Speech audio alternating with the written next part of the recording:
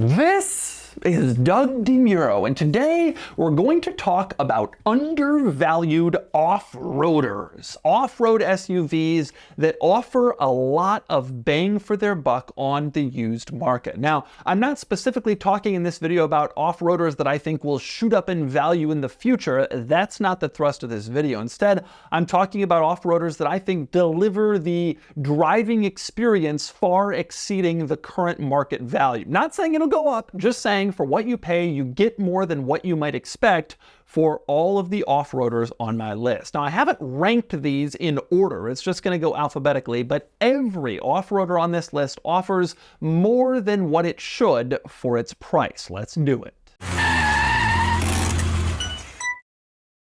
Today's video is sponsored by Cars and Bids, which is my online car auction website for modern enthusiast cars. So far, Cars and Bids has hosted more than 20,000 car auctions of special, cool, and interesting cars like this, and this, and this, and this. So, if you're looking to buy or sell an enthusiast car, do it on Cars and Bids. Okay, first car on this list is actually probably the most controversial, but because this is alphabetical, it's where we're starting, and that would be the Honda Element. Now, you're watching this, you're saying, wait a minute, this is off-roaders that are undervalued. The Element is not an off-roader, but let me submit to you that I think the Element is what I would call a soft roader, which means that it can go reasonably far off the pavement onto some trails and kind of take you where you need to go in an acceptable way. You know, they offer all-wheel drive. You can kind of put knobby tires on them. Some people lift them, make them a little more capable, but the really crucial two things about the Element are, number one, it really is a practical and reliable car. Practical because it has a huge box-shaped interior that you can do anything with, including hose it out. And it's reliable because it's a Honda CR-V underneath. So you have a CR-V, but sort of with a more practical, capable, and funky and fun interior situation. You can get a bed in there, you can lie in the car, sleep in the car. It is totally set up for kind of the off-roader van life lifestyle, even though it's a normal sized car that you can also drive as a commuter. But the number two reason to consider the Element in here is it's really not all that expensive. You can pick up a okay Element for $7,000 to $10,000, and $12,000 to $15,000 will get you a really nice one.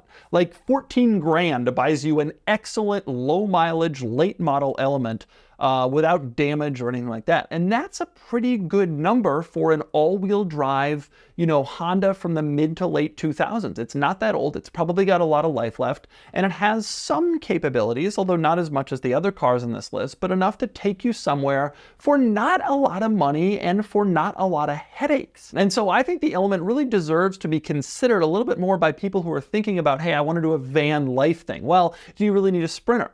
Hey, I want to do an off-road build. Well, what are your off-road goals? You know, do you really need to get some crazy jacked up car? If you just want to hit some trails on weekends, whatever, the Element is an efficient, reliable, sleep inside it kind of way to do that. It's a practical, funky, more exciting Honda CR-V at a really bargain price. Okay, next one, undervalued off-roaders.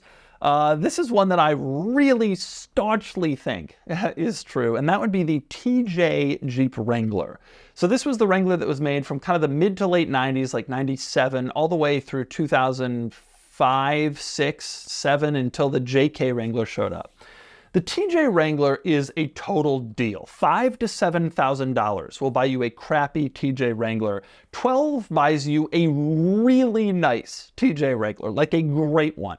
And to me, the TJ, it depends what you want from a Jeep Wrangler. People these days are buying JL Jeep Wranglers, the new one, as like a daily driver, everyday use car. And so they expect it to have like a roof that doesn't leak and nice technology and leather seats and blah, blah, blah, power windows, all this stuff.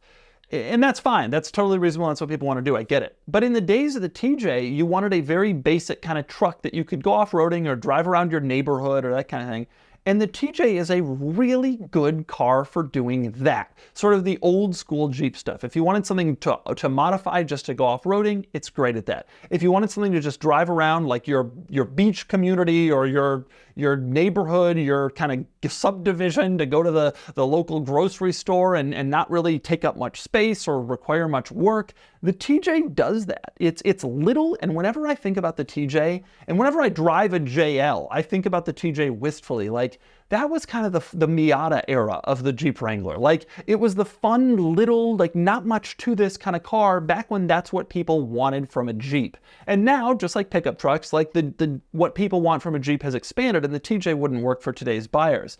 But it's kind of a cool thing to get in. It's a very simple, back to basics, little practical truck that just didn't require a lot to keep running, to own, to buy, or to use. You stuck the key in it, you shifted it into gear, and that was that. Plus, virtually every TJ has, not every, but the vast majority of TJs have a 4-liter straight six, the famous Jeep 4-liter straight six, which is a fantastic powertrain that was in a million vehicles. And there are a lot of complaints here and there about the 4-liter, but every issue it has is very well documented. Solving is very easy. It's a good torquey engine, especially for the TJ Wrangler. They put that engine all the way into the Grand Cherokee where it was a little overmatched, but in the TJ it was perfect. And it made it like a nice little runabout. Last time I drove a TJ, I remember thinking, this feels like a fun little mountain goat car, just like tossable and quick and zippy, and you saw where you were all around. There's windows everywhere. You just don't get that feeling anymore in a JL Wrangler. I really love the TJ, especially in the $10,000 to $12,000 range, and especially with that great 4-liter 6-cylinder. Okay, next up for undervalued off-roaders. Here's one that not too many people have zeroed in on yet. The Lexus GX, but not the GX 470, the GX 460, which interestingly enough actually is newer and better than the 470. The 460, the smaller number, is actually the newer and better version. So the GX 460 came out in 2010. And people talk about the 470 as sort of an unloved, underappreciated off-roader, and that's true. The GX 470 is a great vehicle that was sold kind of throughout the 2000s and based on the foreign market Toyota Land Cruiser Prado. And used ones are available, you know, 6, 8, 10 grand, 12 grand buys you a nice one. But they're getting old and they're getting miled up. And the tech is getting old, and the experience is feeling old. And as wonderful as the GX 470's powertrain was, I've realized that the earliest GX 460 models that came out next are already, that's a 2010 that it came out. It's already a 15-year-old car, and that means values are really starting to drop to a point where they're becoming more affordable. To that end, on Cars and Bids, we have sold several early GX 460 models for $13,000 to $15,000. Now, those are high mileage, miled up cars with bad Carfax. They've been in accidents before, but you kind of start scrolling down and you can discover pretty quickly that $20,000 will buy you a pretty nice GX 460. And as much as the off-roader community has fallen in love with the GX 470 and talks about how great that is, I think that the decline in GX 460 values has kind of snuck up on this community because GX 460s are really starting to become affordable. And frankly, they have a lot of big improvements over the original GX 470. The interior is a lot nicer, the ride is a lot nicer, the exterior design is more modern, the tech is better, the powertrain has a lot more oomph, a lot more power and performance.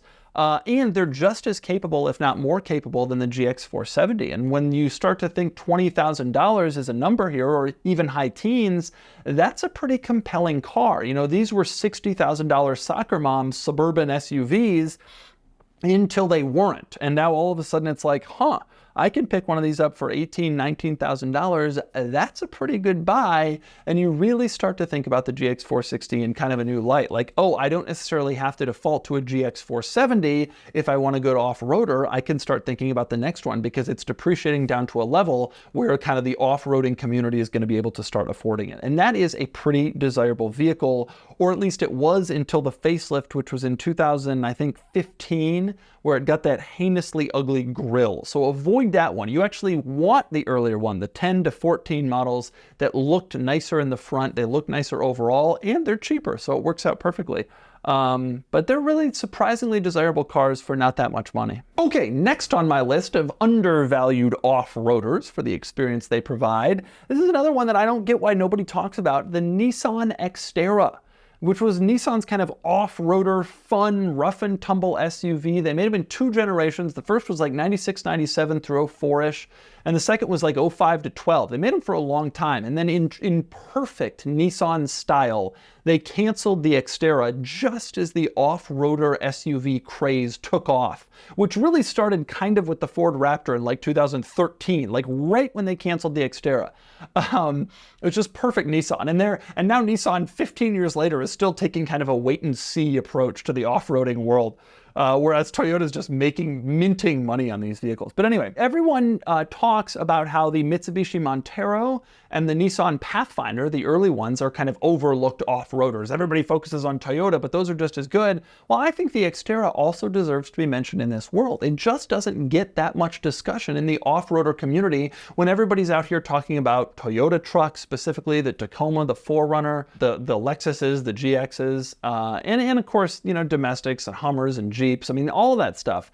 But the Xterra gets forgotten, and they're actually pretty desirable vehicles. And I looked it up. Pricing is pretty reasonable. $15,000 buys a really nice second-generation Xterra, which was a much better vehicle than the original. It was much more competent to drive. It had a big, surprisingly potent V6. It's sturdy. It's capable. Frankly, it's pretty cool looking. They made them in some funky and some fun colors, and more practical than a Toyota FJ Cruiser also, because it has 4 full-size doors, and just more space, cargo space, passenger space. It's overlooked, and it doesn't deserve to be. I think if the Xterra was still on sale and still kind of had a great reputation for off-road capability, the used ones would be worth more. But because they've kind of been forgotten over time, they're not worth as much. And it really deserves to be, considering that it basically gives you what a 4Runner gives you, just in a different wrapper and from a company that maybe isn't as well known in the space. Okay, next undervalued off-roader. This one might be a little controversial, but the second generation Porsche Cayenne, the Cayenne that came out in 2011. Now, when you say Cayenne and off-roading, everybody thinks about the original Cayenne, which was sold from 03 to 2010, more or less. And that is the off-roader Cayenne because it came with low-range gearing and a 2-speed transfer case. That's the one that people turn into an off-roader. But, couple drawbacks. Number one, those are starting to get older, they're starting to get cheaper, and so deferred maintenance is really starting to pile up on those. When you get to a $9,000 Porsche SUV, it ends up in some hands that aren't really going to treat it all that well. The other issue is the early Cayennes, the 03 to 2010 ones, the first gens, did have some more issues. They were not the most reliable vehicles. They weren't the worst, but they weren't the most reliable. And there's stuff, the easy fixes, because these kind of gotten into a lot of enthusiast hands, and they're doing a lot of that work, but the second gen Cayenne has become really, really affordable. And I mean like really affordable. You can buy a second generation Porsche Cayenne for $15,000 and low 20s will buy you a really nice one. You're starting to look at turbos in the low $20,000 range, which was a 500 horsepower twin turbo V8.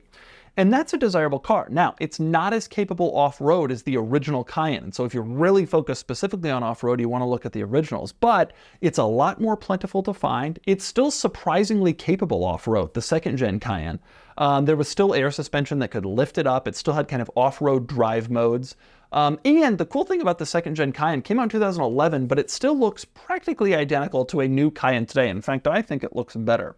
And so a lot of people, I think, wouldn't even really notice you're driving around in a 15-year-old car that you spent $19,000 for that you can take off-roading on the weekends. It's really a pretty good setup, that second-gen Cayenne that kind of combines the best of an on-road vehicle, the best of styling, the best of reliability, and some great off-road capability. That combination of stuff, plus good technology and kind of a luxury feel, doesn't really exist in the original Cayenne in quite the same way. And finally, my last undervalued SUV, at least for the experience that it provides, is the 100 series Toyota Land Cruiser and Lexus LX. And this is actually a good example of this topic because these cars will never really shoot up in value, or at least they're a long way from really shooting up in value. There has to be a lot more attrition because so many were built that it's very easy to find them. But The 100 series is kind of the sweet spot in the Land Cruiser world. I made this point in our podcast on Cars and Bids the other day,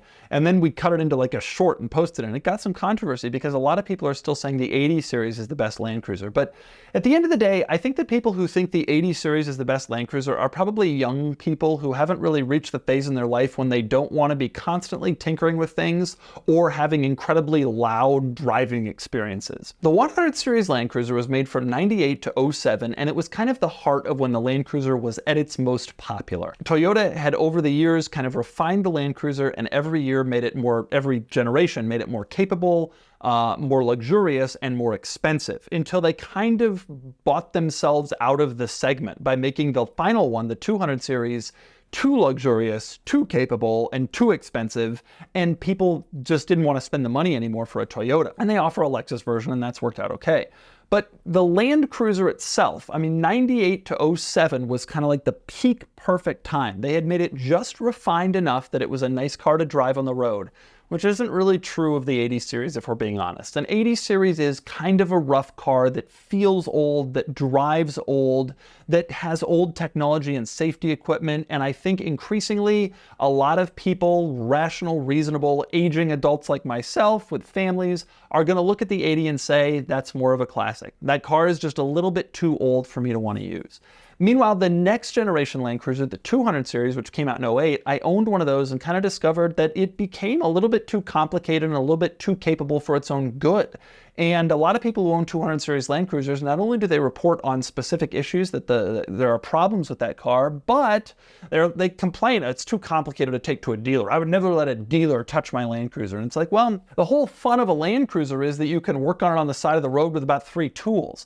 And if you're at the point where you need to find a specialist shop because they're the only ones that can be trusted with the complexity, you're not in the right space. But the 100 series was right in the middle there. It had the refinement that kind of the later ones had, and it had the mechanical simplicity of the early ones. And I think the 100 series really is kind of the meaty, perfect part of the Land Cruiser world. And the reason I'm mentioning it on this list is, again, it's never going to shoot up in value, or at least will be many years until it does, but you can get one cheap because of how plentiful they are. 6 to 10 grand will buy you a crappy 100 series Land Cruiser.